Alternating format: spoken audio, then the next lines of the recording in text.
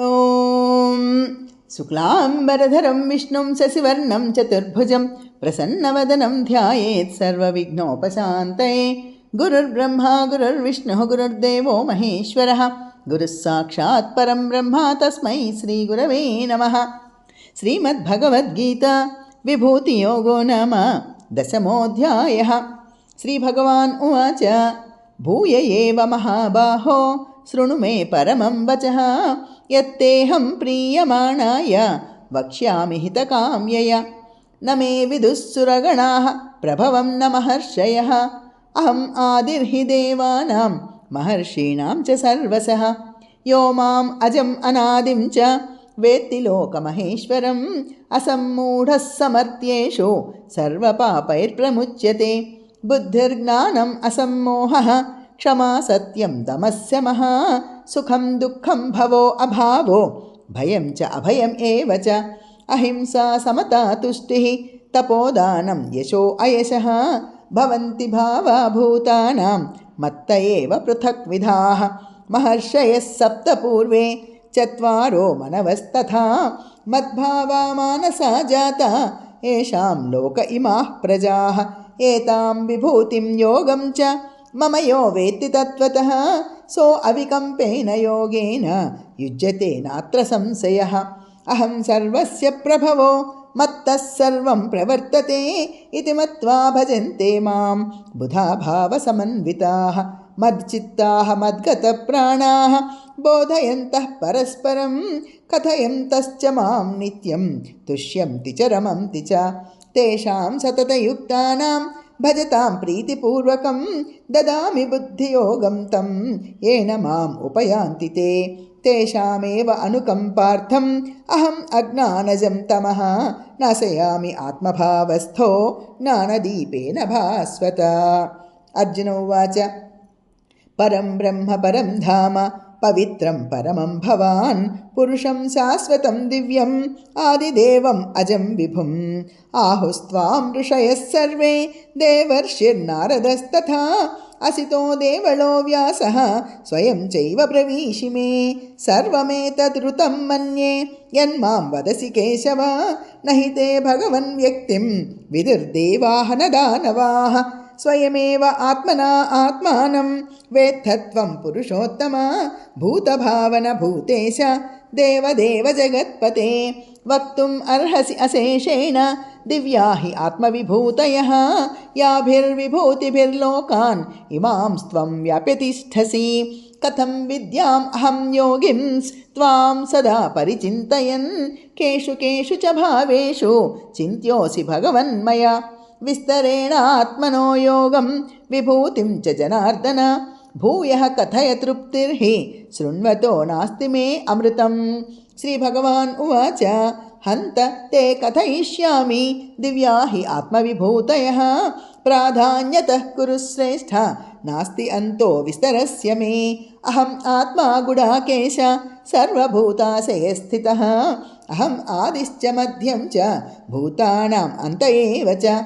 आदित्यानाम् अहं विष्णुः ज्योतिषां रविरंशुमान्, मरीचिर्मरुताम् अस्मि नक्षत्राणाम् अहं शशी। वेदानां सामवेदोऽस्मि देवानाम् अस्मि वासवः, इन्द्रियाणां मनश्चास्मि भूतानाम् अस्मि चेतना। रुद्राणां शङ्करश्चास्मि वित्तेशो यक्षरक्षसां, वसूनां पावकश्चास्मि मेरुः शिखरिणाम् अहं। पुरोधसां च मुख्यं मां विद्धि पार्थ बृहस्पतिं, सेनानीनाम् अहं स्कन्दः सरसाम् अस्मि सागरः।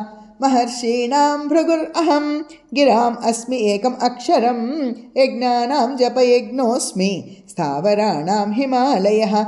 अश्वत्थः सर्ववृक्षाणां देवर्षीणां च नारदः, गन्धर्वाणां चित्ररथः सिद्धानां कपिलो मुनिः। उच्चैश्रवसम् अश्वानां विद्धि माम् अमृतोद्भवम्, ऐरावतं गजेन्द्राणां नराणां च नर अधिपम्।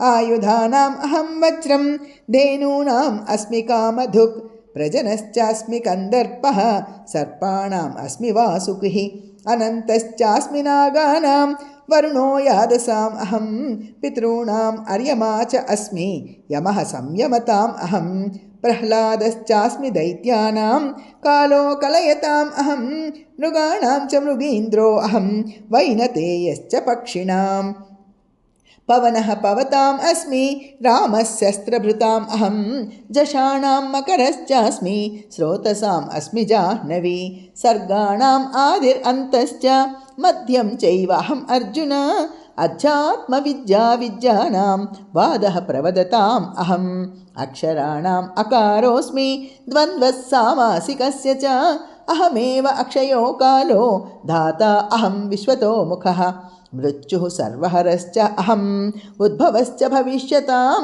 कीर्तिः श्रीर्वाक् च नारीणां स्मृतिर्मेधा धृतिर्क्षमा बृहत्साम तथा साम्नां गायत्री छन्दसाम् अहं मासानां मार्गशीर्षो अहं ऋतूनां कुसुमाकरः द्यूतं छलयताम् अस्मि तेजस्तेजस्विनाम् अहं जयोऽस्मि व्यवसायोऽस्मि सत्वं सत्त्ववताम् अहं वृष्णीनां वासुदेवोऽस्मि पाण्डवानां धनञ्जयः मुनीनामपि अहं व्यासः कवीनाम् उशना कविः दण्डो दमयताम् अस्मि नीतिरस्मि जिगीषतां मौनं चैवास्मि गुह्यानां ज्ञानं ज्ञानवताम् अहं यच्चापि सर्वभूतानां बीजं तदहम् अर्जुन न तदस्ति विना यत्स्यान् मया भूतं चरा अचरं न अन्तोऽस्ति मम दिव्यानां विभूतीनां परन्तप एष तु उद्देशतो प्रोक्तो